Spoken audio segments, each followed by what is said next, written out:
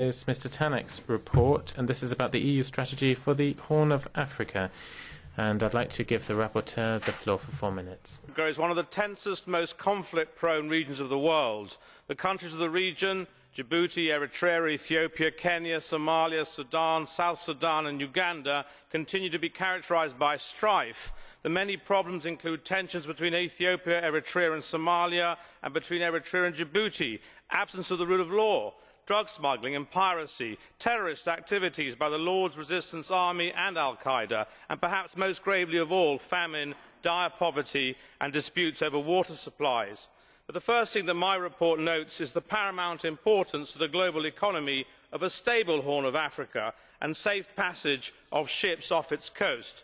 Africa itself as a continent presents huge economic potential, but we cannot ignore the problems of fundamental human rights. Poverty is rife, and owing to the particularly bad drought in 2008-09 with the resulting famine, it is estimated that over 13 million people are now in need of emergency assistance in the entire Horn of Africa.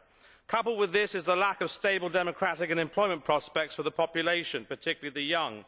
We are now reaching a point in which young people growing up in towns such as Mogadishu and Somalia have only ever known violence and war. Coupled with the absence of the rule of law, poor prospects will continue to provide fertile grounds for encouraging criminal activities, including piracy and drug smuggling, and sustain Al-Qaeda affiliated terrorist groups such as Al-Shabaab. Piracy is costing the world shipping industry an estimated £4.1 billion per year. Although there now appears to be some signs that the revenue from piracy is declining as counter-piracy measures take effect, recent raids by pirates have nonetheless demonstrated the increasing ambitions and sophistication of their operations, which require still more effort and resources from the EU CSDP maritime counter-piracy operation EUNAVFOR Atalanta, which is commanded out of my constituency in London, in Northwood. The EU should stand ready now to provide financial assistance when required, but the political resources and political impetus must come from within the region itself, led by the Horn of Africa nations. Ethiopia, Kenya and Uganda, the latter till its recent announcement of withdrawal, have all provided valuable military support to the efforts to achieve stability and peace in the region. We have also seen success through the EU training mission in Somalia and the newly launched UCAP Nestor, which aims to strengthen the rule of law in Somalia. Political coordination also needs to be a priority, and as such, the Intergovernmental Authority on Development, known as IGAD, can play a key role as a regional African player in developing a system of good governance.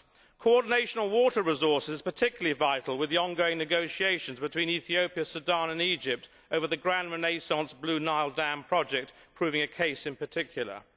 There is now reason for cautious optimism on the prospects for enduring peace and stability in this region. We have seen that EU and AU troops can work together to achieve common aims. Pockets of stability, such as Somaliland, have proved to be capable of developing effective judiciaries and democratic institutions. The recent elections in Somalia to replace a transitional federal government and the near-peaceful split of Sudan into two sovereign states gives rise to the hopes that democracy, stability and prosperity will one day be realised for all the nations in that region. The extremely large volume of amendments inserted at committee stage for my report have of course diluted the initial foreign affairs and security focus which I had intended, and I did oppose the hostile tone of some paragraphs towards Ethiopia in particular.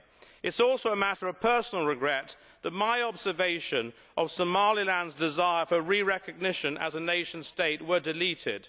Nevertheless, I hope that this report can offer some contribution to the current multi-layered discourse on the Horn of Africa and eventually be incorporated into the EU strategy more broadly. Thank you.